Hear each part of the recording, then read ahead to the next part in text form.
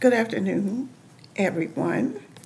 Today I'm sharing information about an ancestor. Her name was Queen Aliquippa, and Queen Aliquippa was the head of the Iroquois Confederation. You've heard of the Iroquois, but only about Chief Joseph, not about the women who were head of it or who led the Federation. Most indigenous Native American tribes, or I should say many, were headed by women, and this was no exception. Queen Aliquippa is an ancestor through her husband. And the reason I want to talk about her was because this sister, who was brown-skinned, was there making history with George Washington, meeting with George Washington and William Penn. Before I get started, please like, share, and subscribe to my channel here on YouTube. And also, I want to mention that the information I'm sharing is available in my books. Today, when I talk about Queen Aliquippa, I wrote about her in Minqua, Unami, Okehocking, and the Downriver Nations. I wrote about Queen Aliquippa, and also there's mention of her in my book, Black Minqua, The Life and Times of Henry Green. And the reason I want to talk about her today, one is because she was a sister. She was brown. She was indigenous to the region. They don't know quite where she came from. They're saying the Ohio Valley is where she came from. But she camped in Lancaster County, Pennsylvania, which is where my ancestors were, at Conestoga. So they were the Conestoga Indians, and that was their village. And she came and camped there around 1701. And the reason that she was there was that she had been protecting natives who were fleeing from the European settlers who were coming, bringing guns and killing them off and running them off their land. So they had been run into the Ohio Valley. And Queen Aliquippa and the Iroquois, she was leading, she was the head of the Iroquois. So she had, she had warriors under her. She brought them back, those native people, indigenous people who had been run into the Ohio Valley. She led them back into the region, which was then like Chester County, Pennsylvania.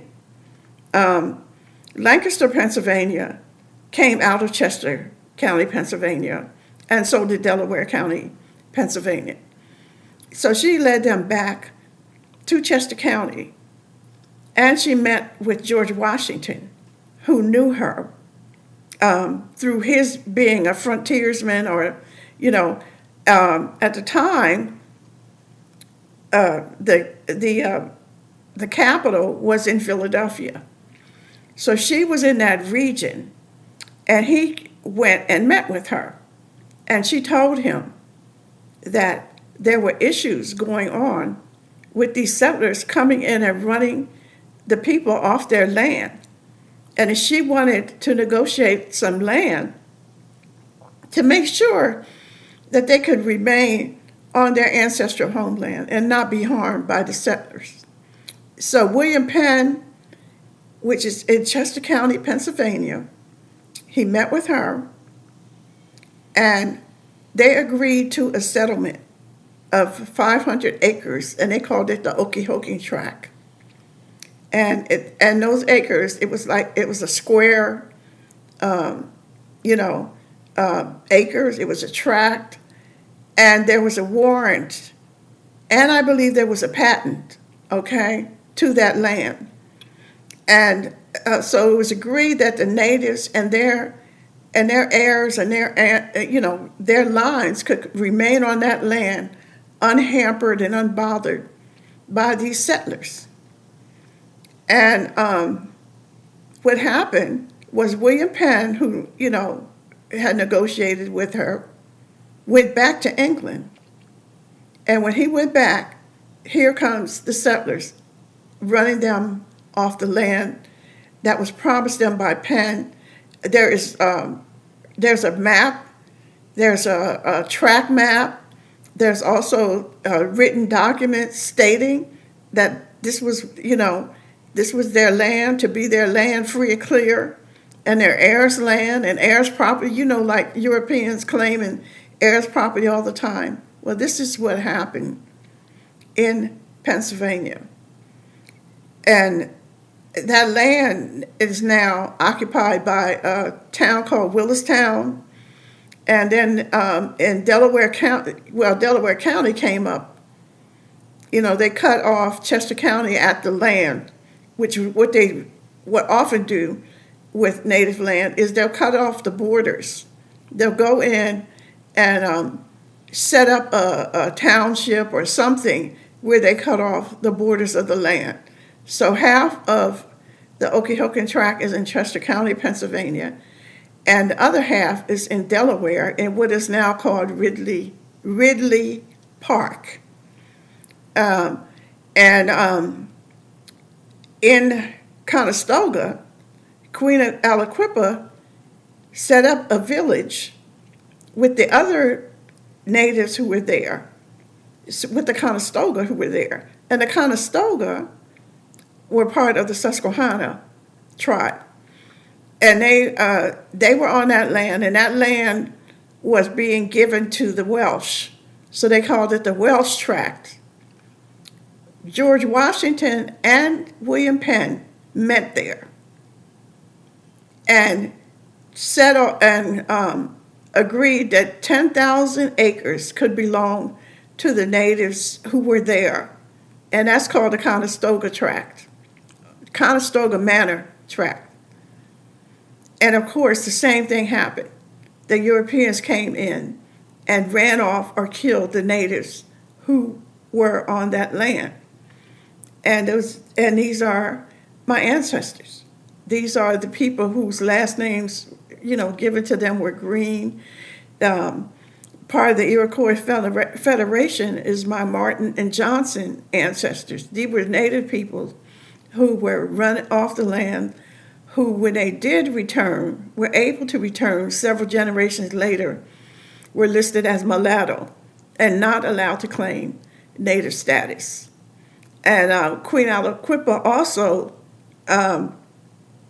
besides being in Pennsylvania, she was also in Delaware, Maryland, New York. She had a wide territory. And like I'm saying, she brought back natives, people, people who had been run off their villages. She and the Iroquois soldiers brought them back from the Ohio Valley into the region where they had been run from, and that was in Pennsylvania. And Pennsylvania does not allow for any native villages to exist there within its border. There are Lenape Indians there, or Lenape native people there. There's some Delaware, but most of them were sent to Oklahoma. They were sent off of the land. The ones that were left were redesignated as mulatto-colored, Negro, and even in some cases black. And with my own ancestors, like even my mother, they could be born, or even myself. My siblings and I are listed as colored on our birth certificates. But now the new birth certificates say we're Negro. And so my mother's people could start out as colored, as mulatto, then become colored, then Negroes, and some of them are even called black. And this is the people who ran the censuses were whites, were Europeans. They were the ones who decided what race you were going to be.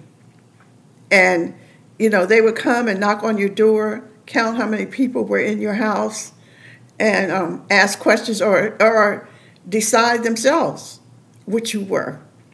I have an ancestor that was in Virginia who, in one of the census that they took, he was called white, and then the next census he was called mulatto, because he had mulatto people.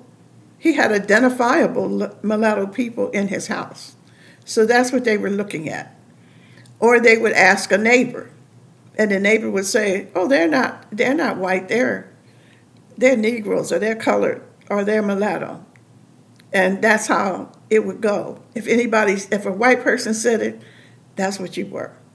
So Queen Aliquippa, when she set up her village, it was to in Conestoga, which is Lancaster County now. It was to negotiate between Washington, Penn, and the natives who were living there. So my ancestor, my great-great-grandfather, Henry Green, his people were there. The Martins were there. My great-great-grandfather, Uriah Martin, Charles Martin, who is my great-great-great-grandfather.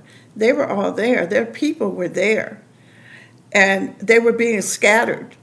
The Johnsons were there. Because Sir William Johnson himself, who through Molly Brant, who wound up being in a relationship with one of my native ancestors, Molly Brant.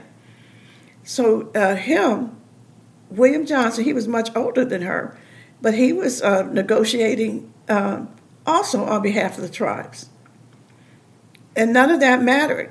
None of it mattered, because when they left, that land was taken by European settlers, and it remains in their hands to this day. They set up their city, Lancaster, the county Lancaster, and there's a city of Lancaster in there, in the county. And today, the Conestoga Manor is mostly underwater because they built a dam. I mean, these people are so hateful, they would rather build a dam to make sure that the natives could not come back and claim their land. So they built a dam over the native village that is in Conestoga.